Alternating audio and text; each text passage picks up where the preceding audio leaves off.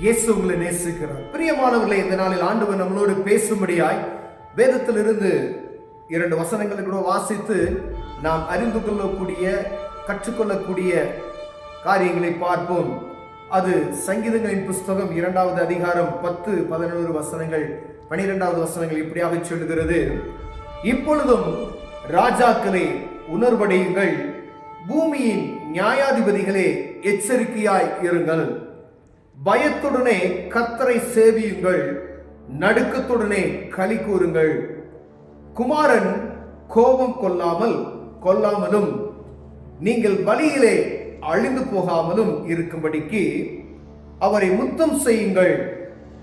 கொஞ்ச காலத்திலே அவருடைய கோபம் பற்றி எரியும், அவரை அன்றிக் கொள்ளுகிறவர்கள் பாக்கியவான்கள் என்று எழுதியிருக்கிறது. பிரியமானவர்களே, தேசத்தில் இருக்கக்கூடிய ஆளுகை செய்யக்கூடிய எல்லா ஆளுகை அதிகாரிகள், பிரபுக்கள், ராஜாக்கள், கர்த்தரை அறிந்த பயத்தோடு நடக்கிற தெய்வ பயம் இருந்த ஒவ்வொரு ராஜாக்களையும் ஆண்டவர் எச்சரிக்கிற ஒரு எச்சரிப்பின் செய்தியாக இந்த வசனங்கள் எழுதப்பட்டிருக்கிறது. பிரியமானவர்களே, நியாயாதிபதிகளே, நியாயம் விசாரிக்கக்கூடிய ஒவ்வொருவரையும் ஆண்டவர் அவர் சத்தத்தை கேட்கும்படியாய் எழுதி வைத்திருக்கிற வார்த்தைகள் உண்மையும் சத்தியமாய் இருக்கிறது. பிரியமானவர்களே, நியாயாதிபதிகளே எச்சரிக்கையாய் இருங்கள், பயத்துடனே கர்த்தரை சேவியுங்கள், நடுக்கத்துடனே அவருக்குள் களி கூறுங்கள். இயேசு கிறிஸ்து என்னும் இரட்சகர், குமாரன் இயேசு கிறிஸ்து கோபம் கொள்ளாமல் நீங்கள் வழியிலே அழிந்து போகாமல் இருக்கும்படி அவரை முத்தம் செய்யுங்கள், அவரை சேவியுங்கள் என்று ஆண்டவர் சொல்லுகிறதை பார்க்க முடிகிறது. பிரியமானவர்களே, அநேகர் இதை அறிந்து கொள்ளுகிறது கிடையாது. பழைய ஏற்பட்ட காலத்தில் தாவீதின் சங்கீதத்தில் ஆண்டவர் அருமையாக எழுதப்பட்டு இருக்கிற இந்த வசனத்தை பாருங்க. குமாரனுக்கு அஞ்சி நடுக்க வேண்டும் என்று யாருக்கு சொல்லுகிறார்னா, தெய்வ பயம் நிறைந்த கர்த்தருடைய பிள்ளைகளுக்கு, ராஜாக்களுக்கு, நியாயாதிபதிகளுக்கு.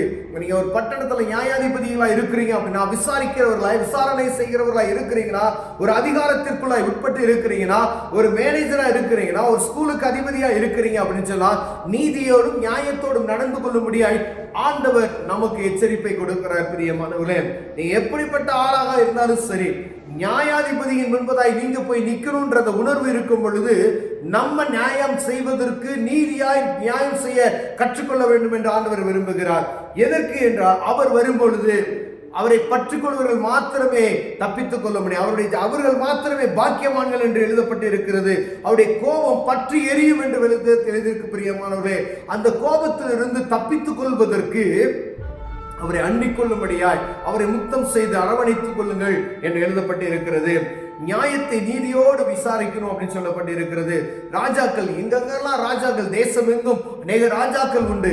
ஆனா கர்த்தர் பிரித்தெடுக்கப்பட்ட ராஜாக்கள் பாருங்க, சவுல் ஆண்டவர் தான் தெரிந்து கொண்டார். ஆனா சவுல் ஆண்டவருடைய சத்தத்துக்கு செவி கொடுக்கல. ஆனா அவருடைய சூழ்நிலை பயங்கரமான ஒரு காரியத்துக்கு நேராக தள்ளப்பட்ட ஒரு ராஜா. தேசத்தினுடைய எல்லாம் ஜனங்கள் பூரா அவரை நேசிக்கிறதை நாம் பார்க்க முடிகிறது. ஆனால் தேசம் பூரா ராஜா ராஜா என்று சொல்லப்படுகிறது. யுத்தத்துல தானே மாண்டு கொண்டு ஒரு நம்ம வேதத்தில் எழுதியிருக்கிறதை நாம் பார்க்கப்படுகிறது. ஆண்டவர் தான் தெரிந்து கொண்டார்.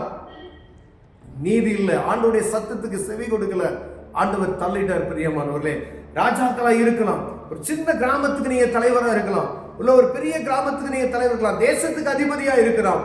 கர்த்தருக்கு பயந்து அவருடைய வழிகளில் நடக்கணும்னு சொல்லி ஆண்டவர் விரும்புகிறார். பிரியமானவர்களே, பயத்தோடு கர்த்தரை சேவிங்கள், நடுக்கத்தோடு அவருக்குள் களி கூறுங்கள் என்று சொல்கிறது.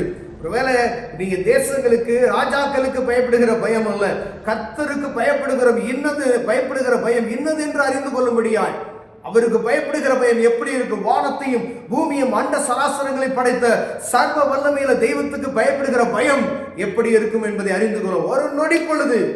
ஒரு நொடி பொழுது ஆண்டவர் சகலத்தை மாற்றி விடுவார். பிரியமானவர்களே, டிசம்பர் மாதம் என்றாலே நடுக்கமாயிருக்கும், பயமாயிருக்கும். என்ன நடக்குமோ தேசத்துல, எல்லா மக்களுக்கும் ஒரு எதிர்பார்ப்பு. எந்த இடத்துல என்ன நடக்கும்? சுனாமி வந்துருமோ, நிலநடுக்கம் வந்துருமோ, ஏதோ ஒரு சூழ்நிலை ஏற்பட போகிறது. இந்த டிசம்பர் மாசம்னாவே ஒரு நடுக்கத்தோடு நம்ம எப்பொழுது இருக்கிறதை நாம் அறிந்திருக்கிறோம்.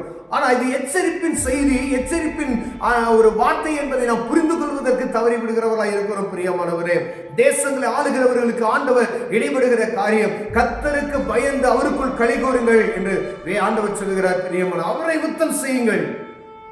அப்பொழுது அப்படிப்பட்டவர்கள், அவரை அண்டிக் கொள்ளுகிற யாவரும் பாக்கியவான்கள் என்று எழுதப்பட்டிருக்கு. அவர்களுக்கு விரோதமாய் பயங்கரமான சூழ்நிலைகள் காணப்படும். எரிகோ போன்ற காரியங்கள், யோர்தான் போன்ற பெரிய நமக்கு பயப்படுத்தக்கூடிய காரியங்கள் இருக்கும்.